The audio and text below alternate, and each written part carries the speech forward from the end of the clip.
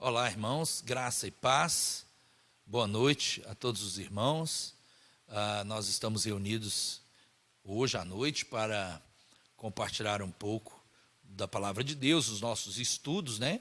Nós fazemos todas as quartas-feiras, estamos estudando o livro do profeta Isaías e hoje nós estudaremos o capítulo 55, tá bem? Vamos fazer uma oração antes de começar, depois nós ouviremos um cântico e logo a seguir nós vamos estudar a palavra do Senhor. Senhor nosso Deus e Pai, louvado seja o teu nome. Deus, eu quero agradecê-lo pela tua palavra, quero agradecê-lo pelas tuas misericórdias, quero agradecê-lo pela tua bondade, quero agradecê-lo, ó Pai, porque eu posso dizer, nós podemos dizer, o Senhor tem cuidado de nós. Ó Deus, e nesta noite eu peço que o Senhor venha nos capacitar, nos ajudar, nos orientar, para que nós possamos estudar a tua palavra, possamos compreender os propósitos do Senhor, compreender os propósitos que o Senhor tem para a tua igreja nestes dias. Pai, revela por meio da tua palavra a tua vontade a nós. Em Cristo Jesus nós oramos. Amém. Bem, vamos louvar ao Senhor. Amém, vamos adorar o Senhor, porque é o único digno de ser adorado, é Ele que sustenta a nossa fé. Vamos adorar esse Deus tão maravilhoso.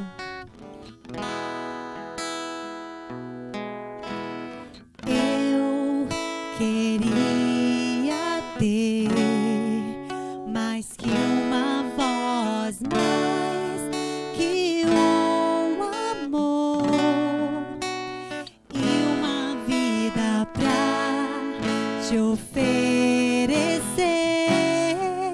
pois tu és muito mais que eu possa ter em meu ser. Tu és o autor, aquele que pintou com perfeição a vida. Tu és o Senhor, aquele que me amou e és o meu Deus, meu Senhor. Minha vida é pra teu louvor, meu Deus, meu Senhor. Minha vida é pra o teu louvor.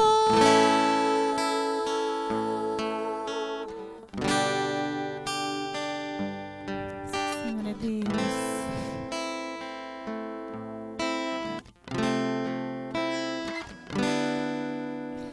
Meu Jesus maravilhoso é minha inspiração a prosseguir. E mesmo quando tudo não vai bem, eu continuo olhando para ti, pois sei que tu tens o melhor pra mim. Há um desejo no seu coração, ó, dai-me forças pra continuar, guardando as promessas em oração.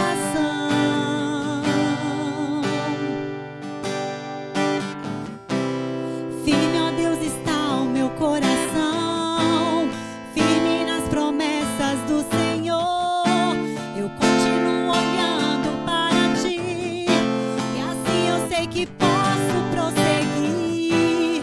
E mesmo quando eu chorar, as minhas lágrimas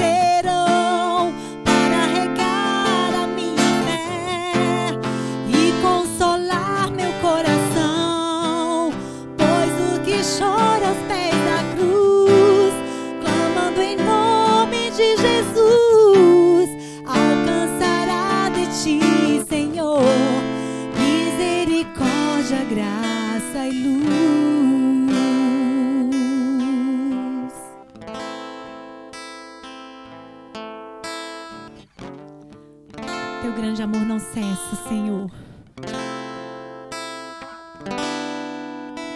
Teu grande amor não cessa, eterno e não tem fim. Quão grande és tu, Senhor, tão grande és pra mim. Tua graça é o meu refúgio, descanso no teu poder. Maravilhoso és, maravilhoso és pra mim. Firme, ó Deus, está o meu coração, firme nas promessas do Senhor. Eu continuo olhando para ti, e assim eu sei que posso prosseguir. E mesmo quando eu chorar, as minhas lágrimas serão para regar a minha fé e consolar meu coração, pois o que chora aos pés da cruz, clamando em nome de Jesus, alcançará de ti, Senhor, misericórdia, graça e luz. Misericórdia, graça e luz. Misericórdia, graça e luz. Aleluia, glória a Deus. Glória a Deus. Voltamos para o estudo da palavra do Senhor. E eu quero convidá-lo a abrir a sua Bíblia comigo em Isaías, capítulo 55.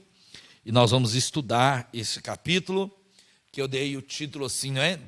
Deus convida o povo a se alimentar da sua palavra. Irmãos, o capítulo 55 é um capítulo importante, porque ele encerra, né, a segunda parte do livro do profeta Isaías. A primeira parte vai do capítulo 1 ao capítulo 39. A segunda parte começa no capítulo 40 e vai até o capítulo 55. Então, hoje nós estamos encerrando uma seção do livro, uma das partes do livro, né? A segunda parte. E a partir da semana que vem nós iniciaremos a terceira parte. E os irmãos vão perceber, assim como houve uma mudança na temática do capítulo 39, né? Dos capítulos de 1 a 39, quando nós começamos o capítulo 40, houve uma mudança na temática. Os juízos do capítulo de 1 ao 39, muitos juízos, muitas palavras de aflição, eram aquelas profecias que tratavam, né, do exílio, do castigo, do juízo de Deus sobre Jerusalém, sobre Judá, né, as profecias que anunciavam o vaticínio, que vaticinavam, a catástrofe, né, da destruição de Jerusalém, do templo de Jerusalém. A partir do capítulo 40, nós começamos a estudar a parte do consolo, né, o livro da consolação, em que nós começamos a percebemos uma mudança significativa nos temas.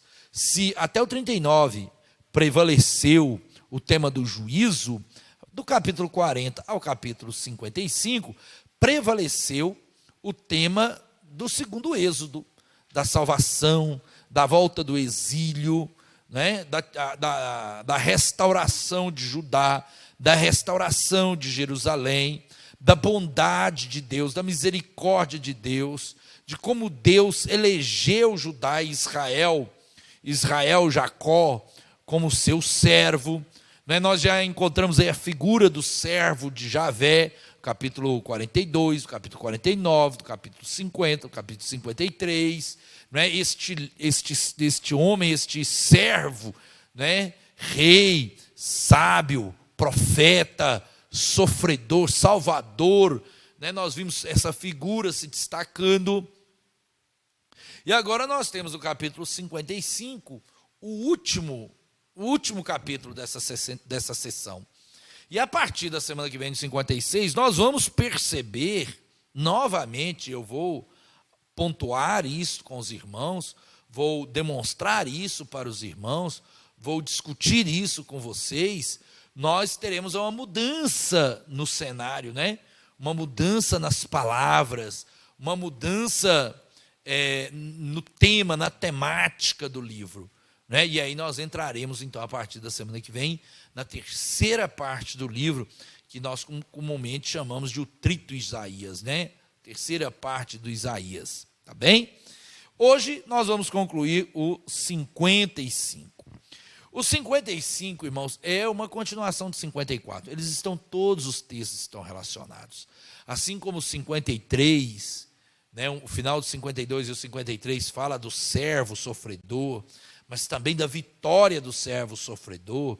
E no capítulo 54 nós falamos sobre a alegria da restauração. No capítulo 56, continuando essa alegria da restauração, nós vemos um grande convite de Deus, não é? Deus convidando o povo para se alimentar da sua palavra, se alimentar da palavra de Deus, não é? Um convite à evangelização dos povos, um convite a voltar-se para Deus. Então, é um texto muito bonito, texto que nós pregamos muito, um texto que às vezes nós conhecemos vários versículos de cor, né? Muitos irmãos conhecem o capítulo 55, porque ele de fato é um capítulo muito bonito, mas também às vezes aplicamos de maneira equivocada, né? Erramos na aplicação, erramos na interpretação e não associamos os versículos ao contexto. Então acho que esse estudo de hoje vai elucidar, né, o sentido de alguns textos, de alguns versículos, que eu julgo ser importante para o nosso conhecimento, tá bem? Então é um convite, como eu acabei de dizer, um convite à evangelização mundial por meio da palavra de Deus. Esta palavra que, como nós dizemos, não volta vazia, né? Mas ela é como uma chuva que vindo rega a terra e a terra produz o fruto. Assim também a palavra de Deus, como uma chuva que rega o coração dos homens. E por mais que a gente não veja o fruto naquele momento, num primeiro momento, os frutos virão no tempo oportuno, porque a palavra de Deus não volta para ele vazia. Tá bem? Vamos lá então. Também organizei, não é, esse texto em algumas partes, como nós temos feito, né, capítulo por capítulo, nós dividimos algumas sessões, organizamos algumas sessões para facilitar a compreensão, né, para que todos possam compreender ali a temática, as mudanças de temática do texto, do capítulo, né? E nós fizemos o mesmo com o capítulo 55. Então, a primeira sessão vai dos versos 1 ao 3, na parte A, e eu dei o título assim, não é? A vida em plenitude. A vida em plenitude. Quando Deus nos convida para ter uma vida plena nele. Uma vida plena por meio da sua palavra. Tá bem? Vamos ler então esses versículos. Diz assim: todos vocês que têm sede, venham às águas, e vocês que não têm dinheiro, venham, comprem e comam. Sim, venham e comprem, sem dinheiro e sem preço, vinho e leite. Por que vocês gastam o dinheiro naquilo que não é pão, e o seu suor naquilo que não satisfaz? Ouçam com atenção o que eu digo, comam o que é bom, e vocês irão saborear comida deliciosas. Deem ouvidos e venham a mim, escutem, e vocês viverão. Vejam que é um convite de Deus para que as pessoas participem dos bens da aliança. Deus nos chama a comer, a comprar e a comer sem dinheiro e sem preço, vinho e leite. O leite é interessante porque no Novo Testamento, na carta do apóstolo Pedro, nós encontramos essa ideia do leite como sendo um alimento das crianças, não é? Ou da criança espiritual. O leite representando o alimento da criança, daquele que está nascendo na fé, não é? A palavra de Deus em seus princípios mais rudimentares, mais simples, mais acessíveis. O vinho, aqui por inferência, né, faço por minha conta, não pelo apóstolo Pedro, mas por minha conta, o vinho talvez represente a bebida do homem adulto, daquele que é maduro na fé. Então bebam, comprem vinho e leite, alimento para os novos, a palavra de Deus como um alimento para as pessoas que estão iniciando o caminho, e o vinho como um alimento para as pessoas, né, adultas na fé, maduras na fé. Obviamente que aqui eu faço uma interpretação simbólica, acompanhando o apóstolo Pedro, que faz essa leitura do vinho como sendo o alimento das crianças. É necessário beber o vinho, o leite, e não a comida sólida, o alimento sólido. Porém, também, irmãos, ele propõe um alimento mais substancial. Venham, comam, comprem, comam, venham e comprem sem dinheiro e sem preço. É esse alimento mais sólido da palavra, esse alimento mais substancial da palavra de Deus, esse sentido mais profundo da palavra de Deus. Mas também nos traz um sentido, irmãos, de um convite universal, restrito simplesmente pelo senso de necessidade. Venham, né, vós todos os que têm sede, venham às águas. E todos aqueles que têm fome, venham e comprem, sem dinheiro, comam. Venham e comprem sem dinheiro e sem preço. Comprem e comam. Então percebem, irmãos, que a única restrição que Deus faz é a restrição de que o convite é feito àqueles que estão necessitados, aqueles que se sentem necessitados. Eu acho importante essa expressão, irmãos, porque no ministério de Jesus há uma expressão interessante sobre isso. Quando os fariseus falam de Jesus, de fazer alguma coisa, e Jesus diz assim: olha, os sãos não precisam de médico, os doentes é que precisam, ou seja, os necessitados é que precisam. Aquelas pessoas que necessitam da cura é que precisam daquele que cura, daquele que é Jesus. Então é a consciência, né, da nossa necessidade de Deus. De certa forma, a consciência do pecado. Veja bem, todos pecaram e alienados, destituídos estão da glória de Deus. Acontece, irmãos, que alguns não têm consciência do pecado. Alguns não têm a consciência de que são pecadores. E por não se sentirem pecadores, por não reconhecer o pecado, também não reconhecem a obra de Cristo. E também não aceitam a palavra de Deus. Compreendem isso? Então, a palavra de Deus, ela vem para todos, mas somente aqueles que são necessitados de Deus, que se reconhecem dependentes de Deus, é que recebem esta palavra, né, com maior facilidade. Aquele que rejeita o alimento fará mal a si mesmo. Olha que interessante, o texto diz assim, não é? Por que vocês gastam dinheiro com aquilo que não é pão? E o suor, o trabalho, com aquilo que não alimenta, com aquilo que não satisfaz. Ouçam a palavra de Deus. Ouçam com atenção o que eu digo. Comam o que é bom, e vocês irão saborear comidas deliciosas. Mas aqueles que rejeitam essa comida, né, trabalham e gastam o seu suor, o seu trabalho com aquilo que não é pão, e rejeitam a palavra de Deus, certamente causam mal a si mesmo.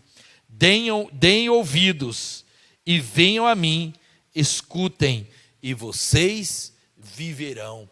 É um convite a uma vida plena, a plenitude, né? A vida em plenitude, a vida em Cristo. E esse é um convite, né, a participação dos bens da nova aliança. E eu digo isso porque ele vai falar da aliança a partir do verso 3. E aí nós temos aí a segunda parte do livro, do capítulo, que é a nova aliança, né? Uma referência à restauração da nova aliança, que está aí nos versículos 3b até o verso 5. Vamos ler esses textos? Porque farei uma aliança eterna com vocês, que consiste nas fiéis misericórdias prometidas a Davi, aquelas promessas que estão lá no segundo livro de Samuel. O segundo livro de Samuel, né? Nós conhecemos que é as promessas de Davi, de Deus ao reinado de Davi. Eis que eu fiz dele uma testemunha aos povos, um príncipe e governador dos povos. Eis que você chamará uma nação que você não conhece, e uma nação que nunca o conheceu, virá para junto de você, por causa do Senhor seu Deus e do Santo de Israel, porque este o glorificou. Então é a promessa de uma nova aliança. Farei uma aliança eterna com vocês, né? É o símbolo de uma nova aliança, mas uma aliança que tem como promessa as promessas que foram feitas a Davi. Porém, irmãos, em nenhum lugar dessa segunda sessão do capítulo 40 ao 55, nós encontramos que essa aliança é, na verdade, uma restauração da monarquia, né? É uma restauração da monarquia. Nós não encontramos isso em lugar nenhum do livro do profeta Isaías. No fundo, irmãos, quando nós estudamos o desenvolvimento da monarquia em Israel, nós precisamos compreender que num primeiro momento, especialmente com Davi, primeiro com Saul, com Davi, com Salomão, irmãos, a crítica dos profetas não era ao regime, à monarquia em si, mas a crítica dos profetas era ao pecado do rei. Então, o Saul pecou, mas a monarquia permaneceu. Davi pecou, mas a monarquia permaneceu. Salomão pecou, mas a monarquia prevaleceu. A partir do 8º século, irmãos, né, com a monarquia se desenvolvendo, e Israel vai perdendo a esperança, não somente com os reis, mas eles vão perdendo a esperança com a própria monarquia. E os profetas passam a questionar não somente o rei, mas eles passam a questionar o próprio regime, passam a questionar a própria monarquia. Veja que o próprio profeta Jeremias, já no 7º século, ele diz que Judá, que Jerusalém deveria se render ao Nabucodonosor, se render pacificamente. Então, a monarquia ia acabar com Nabucodonosor, provavelmente, ou ele colocaria, como ele fez, né, um rei vassalo, um governador vassalo, mas o povo permaneceria. Então, com a desilusão com os reis, né, a cada rei uma desilusão, tanto no sul quanto no norte, desilusões e desilusões, o que acontece, irmãos? Os profetas passam a questionar o próprio regime, a própria monarquia. E o profeta Isaías vê na nova aliança as promessas que foram feitas a Davi, mas ele não vê uma restauração, por assim dizer, da monarquia davídica. E o filho de Davi, o rei, aquele que seria o filho de Davi, ele não seria necessariamente um monarca. E aí, né, nós encontramos essa profecia se cumprindo em Jesus. Nenhum de nós, irmãos, nega esse ofício de Cristo, o ofício da monarquia. Nós dizemos, Jesus tinha 3 ofícios: sacerdote, profeta e rei. Ninguém nega o reinado de Jesus. Porém, irmãos, o reinado de Jesus era um reinado diferente do rei Davi. Porque não era uma monarquia terrena, era o reinado de Deus, o governo de Deus, que chegara no Filho de Deus. Por isso Jesus anunciava isso: arrependei-vos, porque o reinado de Deus está próximo. Pouquíssimas pessoas chamaram Jesus de filho de Davi. Né? Umas 2 quartas atrás, eu até disse que somente o cego discerniu, compreendeu que Jesus era o filho de Davi e gritava, né? Jesus, filho de Davi, tem compaixão de mim. Somente os cegos, né? Porque aí foram várias passagens, provavelmente com o mesmo cego, mas em uma é um cego, em outra são 2. Mas também a mulher cananeia, aquela que pediu a cura da sua filha e que falou que os cachorrinhos também comem das migalhas, ela também chama Jesus de filho de Davi. Mas tirando isso, irmãos, nós não vemos essa expressão sendo usada constantemente, amplamente, né, pelos apóstolos, de maneira nenhuma.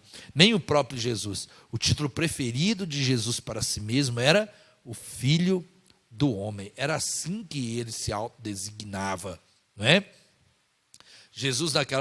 Pedro, naquela confissão, chama Jesus de Filho do Deus Altíssimo. Mas a figura do filho de Davi, irmãos, ela é uma figura menos utilizada, digamos assim, né? Nós encontramos pouco.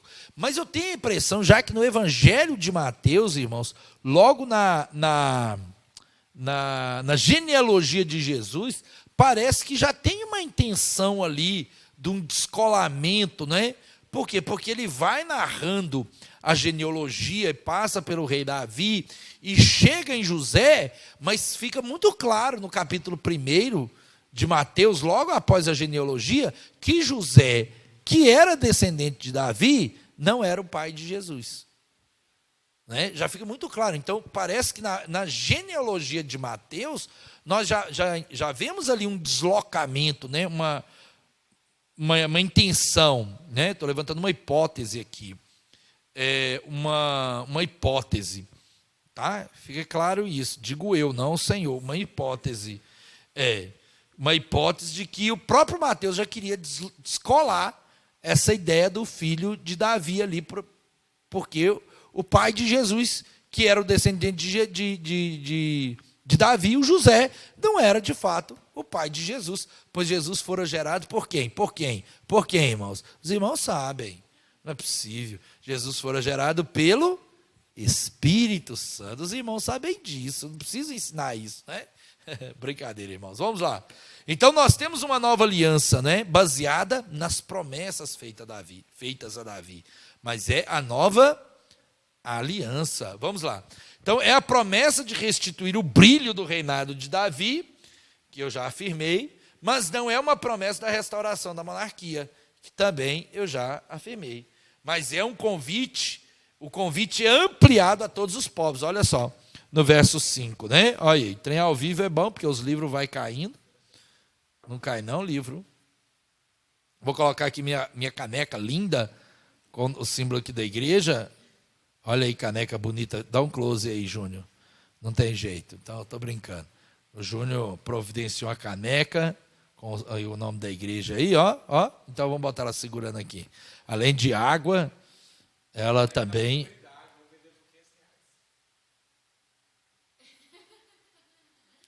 Eu não bebo mais água dessa caneta, voltarei à minha mesa de ouro. Brincadeira, irmãos. Vamos lá. A minha de ouro que vale R$500. Essa aqui não vale, não. Essa aqui só tem unção nela. Brincadeira. Então vamos lá. O convite é ampliado, né? Olha aí no verso 5. Eis que você chamará uma nação que você não conhece e uma nação que nunca o conheceu. Isso referente a Jerusalém, né? Virá correndo para junto de você, por causa do Senhor, seu Deus, do Santo de Israel, porque este o glorificou. Glorificou quem? Israel, né? Por meio da nova aliança, e os povos, um povo que, uma nação que não conhece Israel, um povo que não o conheceu, mas que se voltaria para Deus por causa, se voltaria por causa de Deus, voltaria para Jerusalém, entre aspas, né? Por causa do Senhor, tá bem?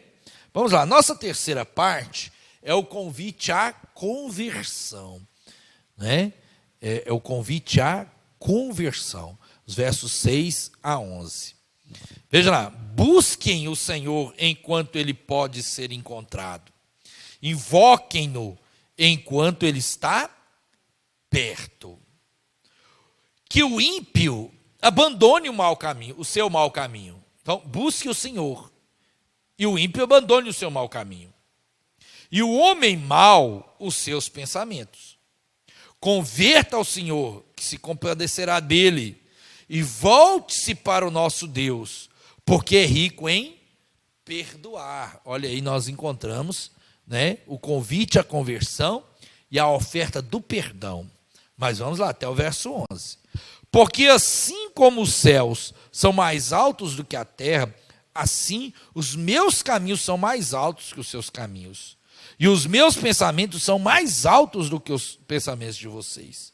Porque assim como a chuva e a neve descem do céu e para lá não voltam, sem que primeiro reguem a terra e a fecundem, né, e a façam brotar para dar a semente ao semeador e o pão ao que comem, assim será a palavra que sair da minha boca, não voltará para mim vazia, mas fará o que me apraz e prosperará naquilo para que a designei.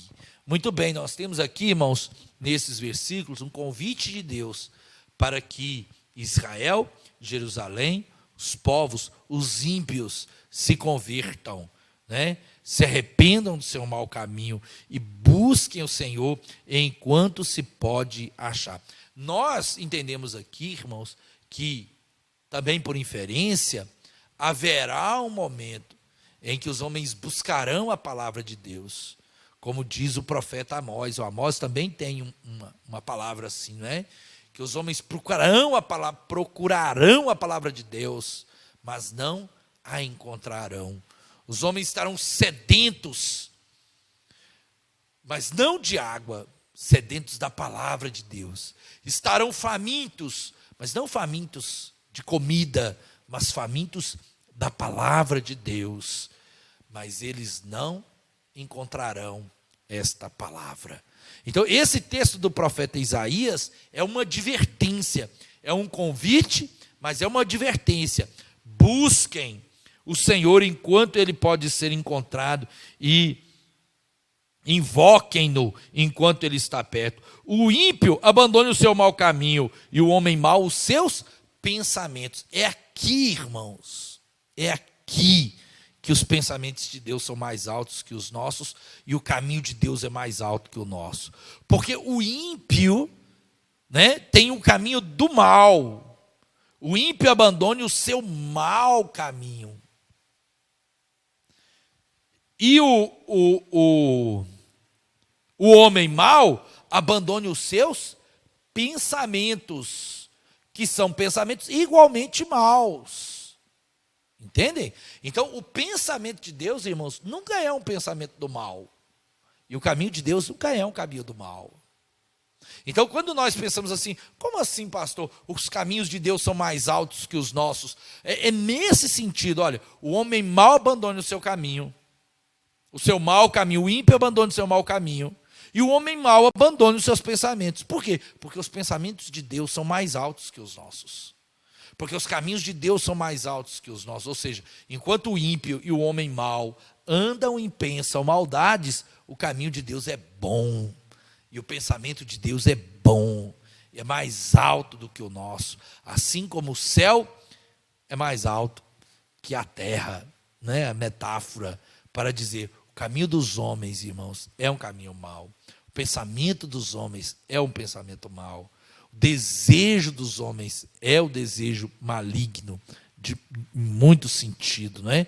Mas os caminhos de Deus são perfeitos e os pensamentos de Deus são bons, então eles são maiores do que o nosso. E aí ele traz essa questão da palavra, e é por isso que nós associamos todo esse texto da comida como não sendo somente a comida material, mas ainda que seja também o convite, lá nos versos de 1 ao 3, um convite a participar dos bens da aliança, né? Os bens de prosperidade da aliança, mas não é só, né? É também comer e se alimentar da palavra de Deus, porque Jesus disse isso na sua tentação, né? Nem só de pão viverá o homem, mas de toda palavra que procede da boca de Deus. Óbvio que nós vivemos do pão material, irmãos, ninguém passa sem comer, mas nós não vivemos só do pão, mas nós também vivemos da palavra de Deus. E a palavra de Deus é como a chuva e como a neve que descem dos céus e para lá não voltam, sem primeiro regar a terra e fecundar e fazer brotar, para dar semente ao semeador e pão ao que come. Porque você gasta o seu dinheiro e o fruto do seu suor, do seu trabalho, com aquilo que não é pão. Muito bem. Assim será a palavra, a minha palavra, a palavra de Deus, que sai da minha boca. Não voltará para mim vazia, mas fará o que me apraz. Prosperará naquilo para que a designei. A palavra de Deus fará frutificar, fará brotar, fará fecundo o coração do homem. Veja, irmãos, que essa é uma linguagem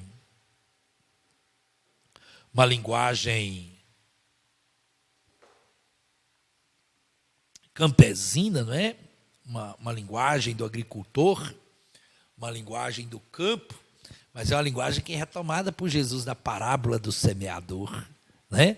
A semente é a palavra de Deus, que é jogada, lançada pelo semeador que saiu a semear, e essa semente vai caindo em vários solos, que é o coração do homem. E alguns não produzem o fruto, mas há um coração que é como uma terra boa, que produz frutos em abundância, e produz frutos a 100 por 1. Você pode dizer glória aí? Eu vou dizer glória daqui. Glória, muito bom isso. Então Deus insta o obstinado a converter. Deus insta o obstinado a confiar no seu perdão. Deus perdoa o homem. Os pensamentos de Deus estão acima dos nossos. E a palavra de Deus nunca decepciona, nunca volta vazia. Muito bem. Vamos para a última parte do capítulo, que é a renovação da promessa. Já tem pergunta aí?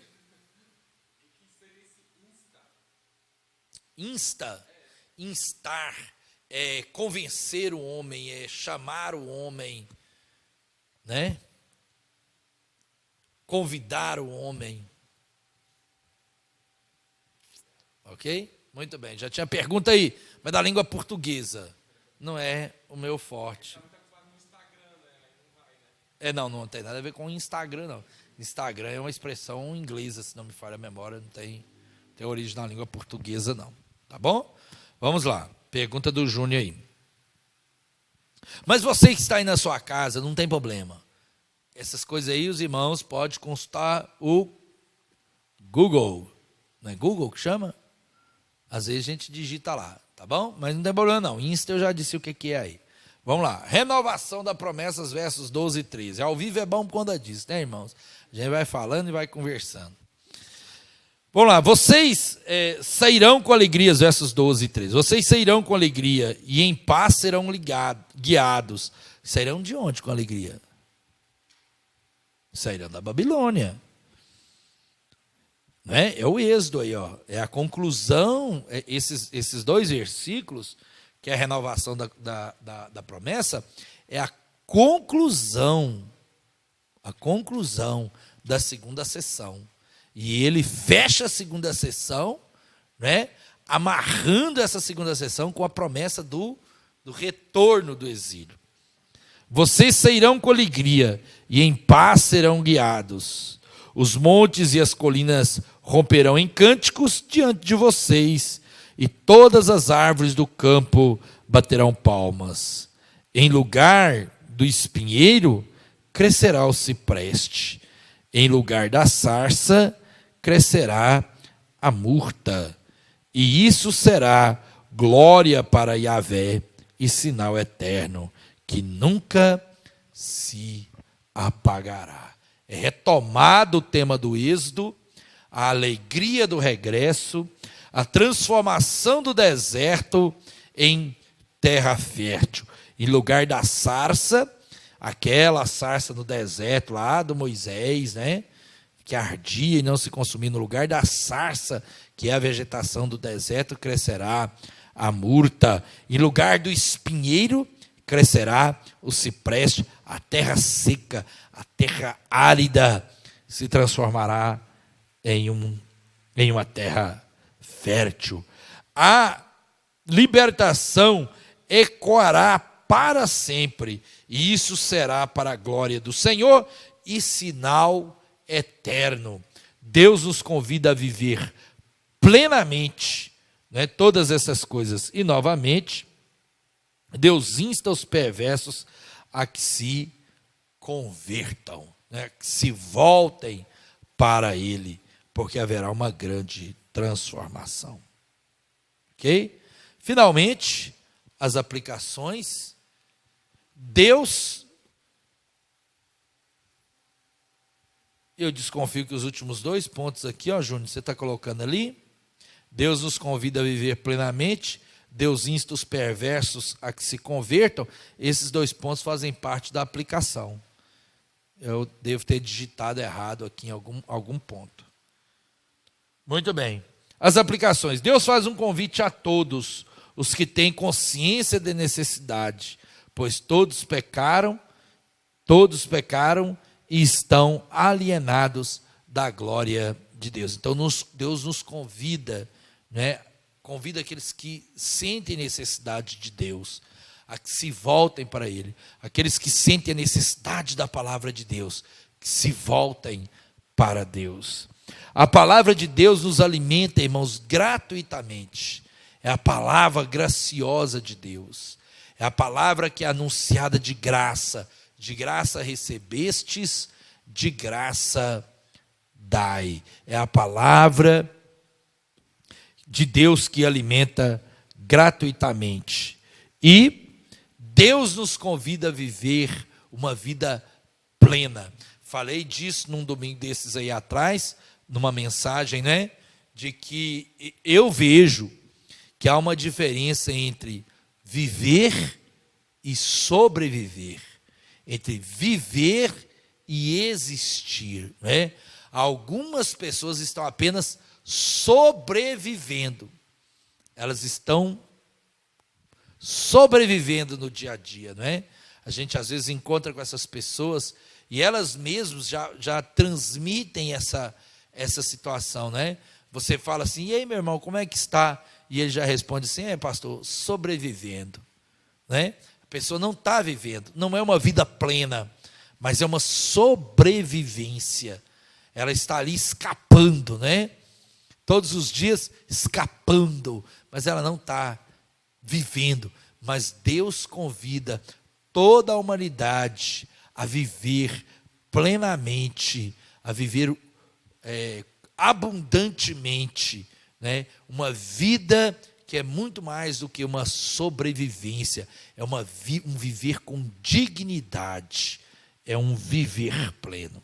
E Deus insiste, né? Ele insta, ele convence, ele apela, ele chama o pecador, o perverso, a se converter, a se arrepender do seu mau caminho, a se arrepender dos seus maus caminhos e a viver esta vida abundante da parte de Deus. Amém? Deus abençoe a todos. Desejo que esta palavra, né, vá ao encontro da sua vida, ao encontro das suas necessidades, que Deus fale poderosamente ao seu coração em Cristo. Vamos orar? Senhor, muito obrigado pela tua palavra. Mais uma vez, nós agradecemos. Pai, agradecemos porque o Senhor é bom. Agradecemos porque o Senhor nos convida, porque o Senhor convida os povos a se alimentar da sua palavra. Ó Deus, nós agradecemos porque o Senhor nos chama para ter uma experiência de uma vida abundante, de uma vida plena, de viver, ó Deus, uma vida em plenitude na tua presença. Ó Deus, que os pecadores, os perversos se arrependam do mau caminho e se voltem para o Senhor. Em nome de Jesus, oro e ministro, ó Deus, uma palavra de bênção para todas as famílias, para todos os irmãos, em nome de Jesus. Amém. Deus abençoe sua vida. No mês de maio, irmãos, nós estamos na campanha da família.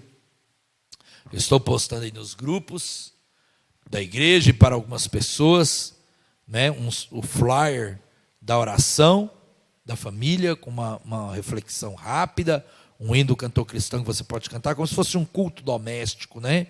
Uma leitura, uma meditação, um objetivo da meditação, reflexão, pedidos de oração, um cântico para ser entoado.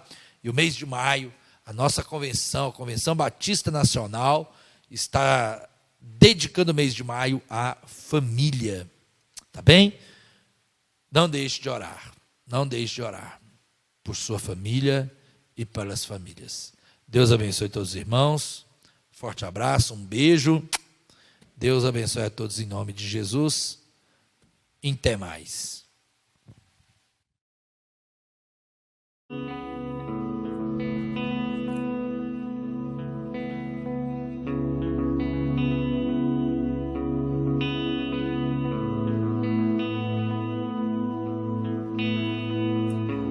Os reinos deste mundo se prostram e te adoram.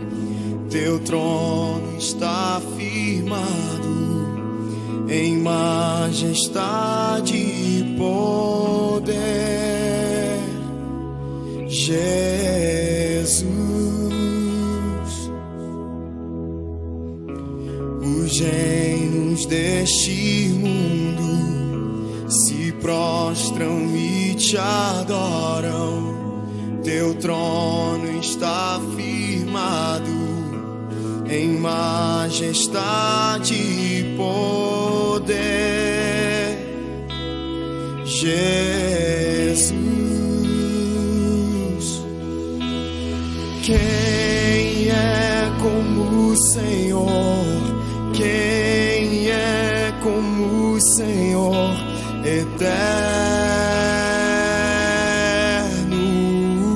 Rei.